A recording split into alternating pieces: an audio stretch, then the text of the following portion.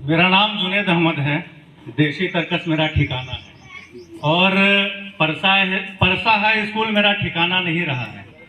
इस वजह से मैं इतना प्रभावित नहीं हूँ आप सबके बीच, क्योंकि देखा जाता है स्कूल का कोई भी फंक्शन होता है या कोई प्रोग्राम होता है, उसमें उन्हीं को ज़्यादा महत्वता मिलती है जिन लोगों ने वहाँ तालीम हासिल की हो या जिन लोगों ने पढ़ा हो। मेरे पिताजी स्कूल में पढ़ा करते थे, उनकी ज़माने में यहाँ के किस्से सुनता था तो अच्छा लगता था कि परसा हाई स्कूल जो है कुछ होगा तभी तो कुछ बोलते हैं, और बड़ी बड़ी कहानियाँ सुनाया करते थे। यहाँ के पुराने किस्से, अच्छे किस्से और कुछ शरारत भरे किस्से भी सुनाया करते थे। उनका एक किस्सा मशहूर है, अशोक भगत जी विधायक जो रह चुके हैं उनके साथ। वो कभी मौका मिले तो मैं फेसबुक पे शेयर करूँगा, वो एक अच्छी लंबी कहानी है। और परसा हाई स्कूल के बारे में मैं क्या कहूँ, मैंने ज़्यादा कुछ लिखा नहीं है और मैंने ज़्यादा कुछ सोचा भी नहीं है कहने के लिए, लेकिन सोच रहा हूँ कि अपने माध्यम से, फेसबुक के माध्यम से, देशी तर्कश के माध्यम से, जिस तरीके से इलाके में परसा हाई स्कूल है उनके लेवल का कुछ मैं बात करूं, और आप लोग अगर साथ दें तो परसा हाई स्कूल फिर से परसा हाई स्कूल बन जाए। और मैं बस इतना ही कहूंगा परसा हाई स्कूल के बारे में कि तुम्हारी खूबसूरती को जो कर सके बयां वो शब्द बना रहा हूं।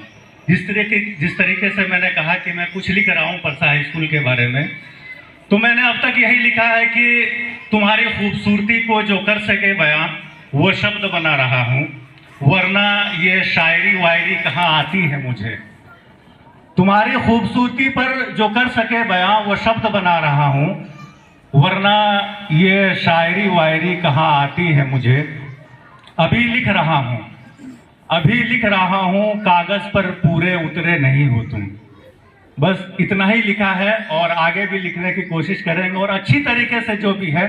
लेकिन मैं चाहता हूँ कि परसा हाई स्कूल जो अभी मैं भीड़ देख रहा हूँ, उम्मीद मुझे थी कि बहुत सारे लड़के आएंगे जो भी पुराने बैच के हैं, वो सभी आएंगे। परसा हाई स्कूल से जिस तरीके से मोहब्बत है, उनसियत है, जिस तरीके से यहाँ उनका वक्त बीता है, समय बीता है, उस तरीके से आएंगे और अपनी यादों को साझा करेंगे, चाहे मिल बैठ करके या फिर मंच से, या फिर परसा हाई स्कूल का जो हाल है। इससे पहले एक और यहाँ पर मीटिंग रखी गई थी, डीसी साहब आए थे, जनाब सुलेमान जहांगीर साहब भी आए थे, डॉक्टर जुनेद साहब भी आए थे, इनमें से बहुत सारे साथी आए भी थे, तो उससे मुताल्लिक भी कुछ बातें हों, क्योंकि परसा हाई स्कूल अभी उस स्टेज पर है कि इन्हें साथ की ज़रूरत है, हम सबके साथ की ज़रूरत है जो हम नहीं दे पा रहे हैं, और ज़रूरत है कि इनसे कदम से कदम मिलाकर चलें, ज़रूरत है कि कंधे से कंधे मिलाकर चलें, क्योंकि एक ऐसा शमा है, एक ऐसा चिराग है, अगर बुझ गया इलाके का तो हम फिर किससे अपनी कहानी सुनाएंगे। क्या सुनाएंगे कि परसा हाई स्कूल कुछ था, एक स्कूल का नाम था जिसमें हम पढ़ा करते थे, उसकी कहानियां अच्छी हुआ करती थी, हॉस्टल के ये किस्से हुआ करते थे। हम बांग्लादेश वाले क्या कहते हैं हॉस्टल की तरफ रहा करते थे, हम इंडिया वाले हॉस्टल की तरफ रहा करते थे, हम श्रीलंका वाले हॉस्टल पर रहा करते थे। मैं इसलिए बोल रहा हूँ कि ऐसा 3 पार्टीशन में बटे हुए थे। यहाँ के छात्राओं से मैंने सुना है, यहाँ के छात्रों से मैंने सुना है। तो बचाने की जरूरत है, जो भी पुरखों की जागीर है वो हमें बचाने की जरूरत है।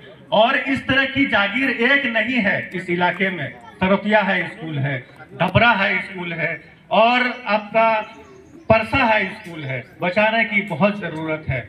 जब भी हम बड़े बूढ़ों के बीच बैठते हैं तो उनके बीच जब Parsa high school, Sarotiya high school या धपरा हाई स्कूल की बात आती है, या फिर गोरगांवा मदरसे, शमसिया गोरगांवा मदरसे की बात आती है, तो बड़े बूढ़े यही कहते हैं कि आया था कोई फकीर, आए थे कोई पैदल, स्कूल जो है उन्होंने कायम करके, मदरसा कायम करके, शेख बिरादरी को, शेख बिरादरी नहीं कहूँगा, किसी बिरादरी, हालांकि इस इलाके में जो भी है, जिस तरीके का माहौल था, इन तीनों चारों मदरसों और इदारों की वजह से ये इलाका चमका।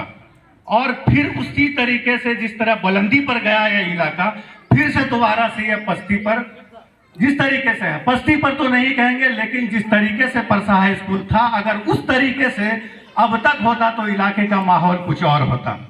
मैं ज़्यादा कुछ नहीं कहूँगा, बस दोबारा अगर मौका मिले तो मैं शेर गज़ल सुनाऊंगा, क्योंकि मेहमान बहुत सारे हैं, सभी को अपनी अपनी बात कहनी है और वक्त काफ़ी हो जाएगा, बड़े बूढ़े भी बैठे हैं और मैं परसा स्कूल का नहीं हूँ, इसलिए मैं ज़्यादा कुछ नहीं कहूँगा, सबसे बाद में कहूँगा और मुजर्रब और अच्छी बातें कहूँगा। तो मगर कहूँगा जरूर।